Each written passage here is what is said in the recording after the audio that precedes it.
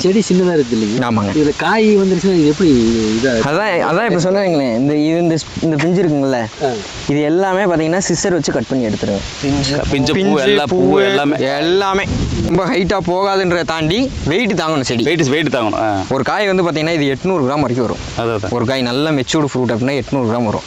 நாளைக்கு ஒரு கிராப் எடுக்கணும். இது அன்சீசனபிள் கிராப். சீசனே கிடையாது. கொய்யா, முருங்கை, சப்போட்டா இதெல்லாம் பார்த்தீங்கன்னா சீசன் கிராப் கிடையாது, அன்சீசனபிள் கிராப்பு.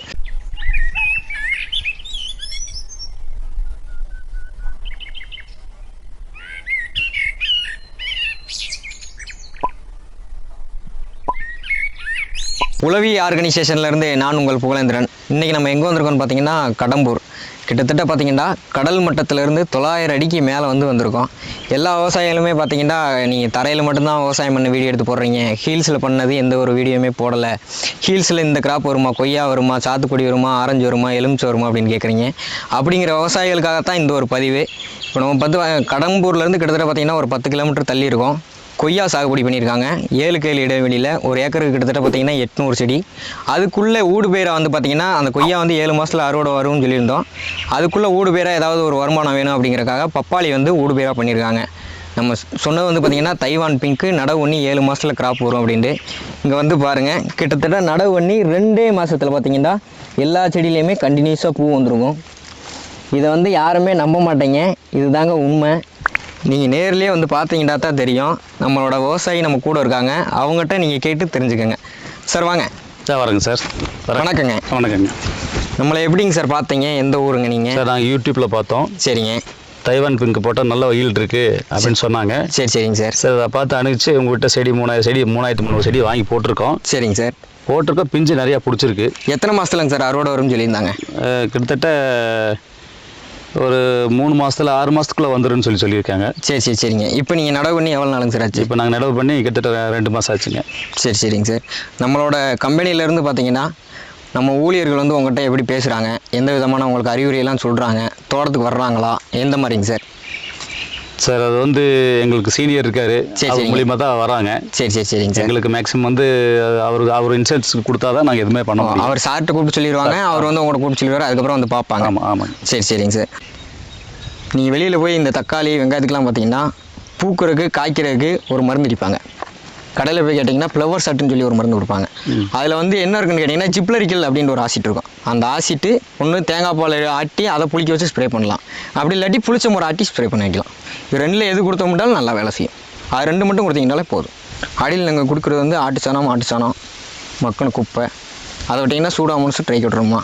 அதையும் விட்டீங்க, அதுவும் கொடுக்க முடியல அப்படின்னா ஒன்று சீவீடு ஜெல்லு அப்ளைடு ஹியூமிக், அது கொடுத்தீங்கன்னா போதும். சீவீடு ஜெல்லு அப்ளைடு ஹியூமிக், அது 2ல் எது வேணாலும் கொடுக்கலாம். அது வந்து பார்த்தீங்கன்னா பவுடர் டைப்பில் கொடுக்குறீங்கன்னா 1 லிட்டர் தண்ணிக்கு 10 கிராம், லிக்யூட் டைப்பில் கொடுக்குறீங்க அப்படின்னா 1 லிட்டர் தண்ணிக்கு 100 ml, அந்த மாதிரி கொடுத்தீங்கன்னா போதும். 1 லிட்டர் தண்ணிக்கு 100 ml. அது டைரெக்டாக நீங்கள் மண்ணிலே அப்ளை பண்ணக்கூடாது. இப்போ இந்த செடி இருக்குது அப்படின்னா இந்த செடியில் வந்து பார்த்தீங்கன்னா 4 டைரெக்ஷன்லேயும் ஒவ்வொரு தொலை இடணும். 1/2 அடி ஆழத்துக்கு செடியிலேருந்து 1/2 அடி தள்ளிடணும். 4 டைரெக்ஷன்லையுமே 1/2 அடி ஆழம் இருக்கணும். முதல் நாள் தண்ணி விடாமல் காய விட்டுட்டு மறுநாள் அதில் ஊற்றி விடணும்.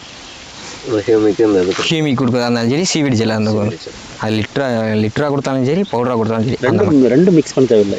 ஏதாவது ஒன்று ஹியூமிக்கு அப்ளைடு சீவீடு ஜெல்லு, அது 2ல் ஏதாவது ஒன்று கொடுத்தா போதும். யூமிக் ஸ்டாக் ஃபுல்லாக இருக்குது. தெரியும்.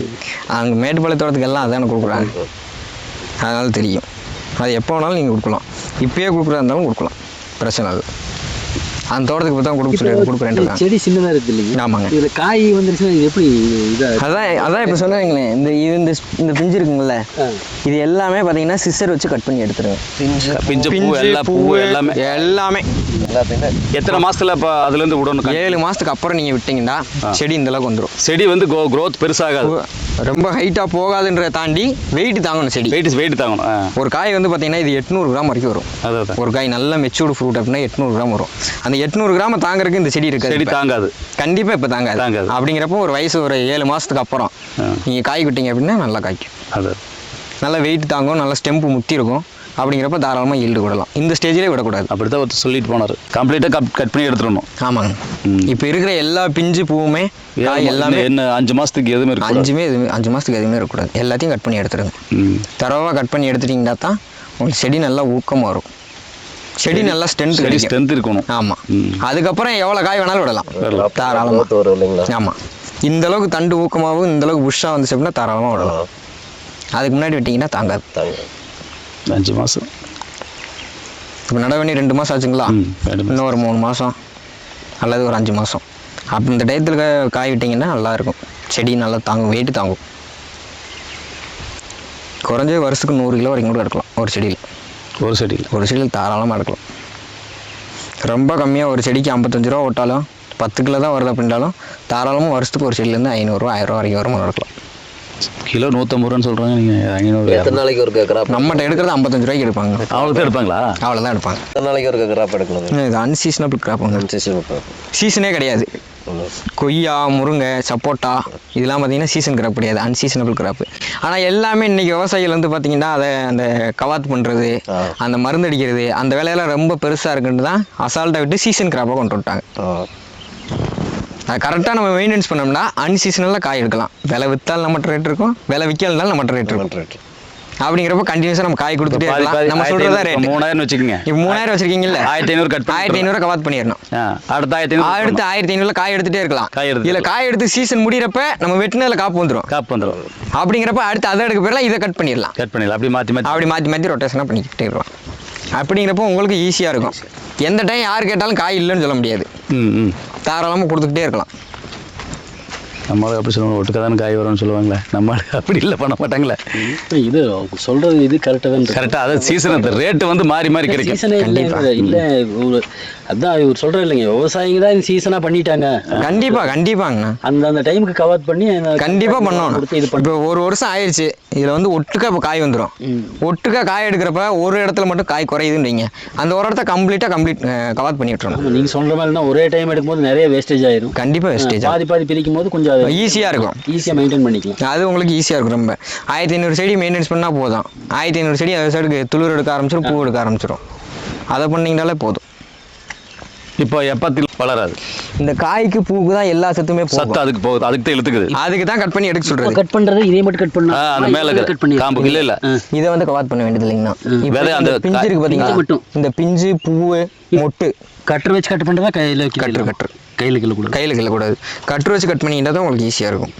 இப்போ இந்த இதுக்கு சின்ன கத்திரி இருந்தாவே போதும். கத்திரி இருந்தீங்கனாலும் போதும், அதை வச்சு வெட்டிக்கலாம். நீங்க அடுத்த தடவை பெருசாக வெட்டுறது இவ்வளவு தூரம் தள்ளி வெட்டிடுங்க. ரொம்ப ஒட்டுக்கு வெட்டாம இவ்வளவு தூரம் தள்ளி. சரி அப்பதான் எந்த ஒரு ஃபங்கஸும் அட்டாக் பண்ணாது. சரி. அந்த வெட்டின இடம் வந்து அப்படியே காஞ்சிட்டு காஞ்சி வந்துடும், கீழே வரைக்கும் கீழே விழுந்து. இப்போ இந்த செடி இருக்குங்கல்ல, இந்த செடியில இந்த காம்பு கட் பண்றீங்கன்னு வைங்க, இவ்வளவு தூரத்துல கட் பண்ணணும். இங்க வரைக்கும் கட் பண்ணக்கூடாது. இங்க கட் பண்ணீங்கன்னா தான் நாளைக்கு மழையே வருதுன்னு வைங்க, மழை பெஞ்ச போது தண்ணி வரும். இதுல வந்து சின்ன சின்ன ஹோல்ஸா இருக்கும், அதுக்குள்ள போய் வந்து பாத்தீங்கன்னா அந்த தண்ணி இறங்கும். அப்படிங்கிறப்ப புழு பூச்சி வந்து டைரக்டா இதுல இறங்குறதுக்கு நிறைய வாய்ப்பு இருக்கும்.